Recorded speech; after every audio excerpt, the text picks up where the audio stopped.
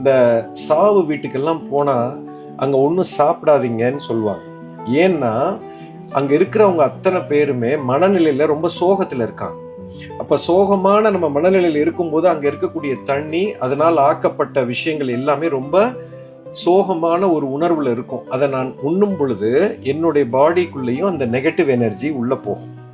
அங்கே வீட்டில் ஒன்றும் பிரச்சனை இல்லை. இப்போ நம்ம வீட்டிலேயே நீங்கள் பார்த்தீங்கன்னா சண்டை நிறைய வீட்டில் இருந்தால் அன்னைக்கு நம்ம வீட்டில் இருக்கிற தண்ணி எல்லாம் விஷமாக மாறிடும். நிறைய பேர் வீட்டில் சில எக்ஸ்ட்ரீம் ஃபைட் இருந்துச்சு அப்படின்னா நீங்கள் சாப்பிட்டீங்கன்னா எல்லாருக்கும் லூஸ் மோஷன் போகும். ஃபுட் பாய்சன்னு சொல்லுவாங்க. ஃபுட் பாய்சன் ஒன்றும் இல்லை, வாட்டர் தான் பாய்சனாக மாறிடுச்சு because of our attitude. Very important, you understand.